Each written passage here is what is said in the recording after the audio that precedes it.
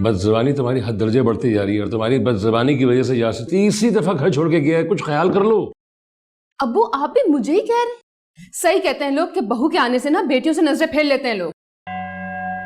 गलती मेरी है जो मैं इस घर में वापस आई जहां मेरी इज्जत थी नहीं पहले। फिक्र नहीं करें आप, नहीं करें आप फिक्र। चली जाऊंगी मैं इस घर से भी।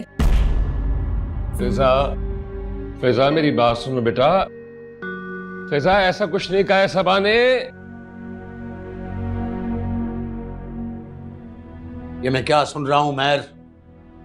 तुम्हारी तबीयत और दिमाग ठीक तो है? यही तो मैं इससे पूछने की कोशिश कर रही हूँ।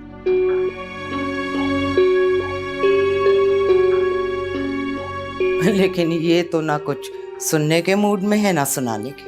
आप दोनों ने तो मुझे यहाँ लाके कटहरे में खड़ा कर दिया। मुझसे इस तरीके से सवालात कर रहे हैं जैसे मैं कोई क्रिमिनल हूँ, कोई मुजरिम हूँ। अफसोस हुआ है तुम्हें, मुझे बहुत अफसोस हुआ। मैं तो तुम्हें एक ब्रॉड माइंडेड और एक पढ़ा लिखा इंसान समझता था,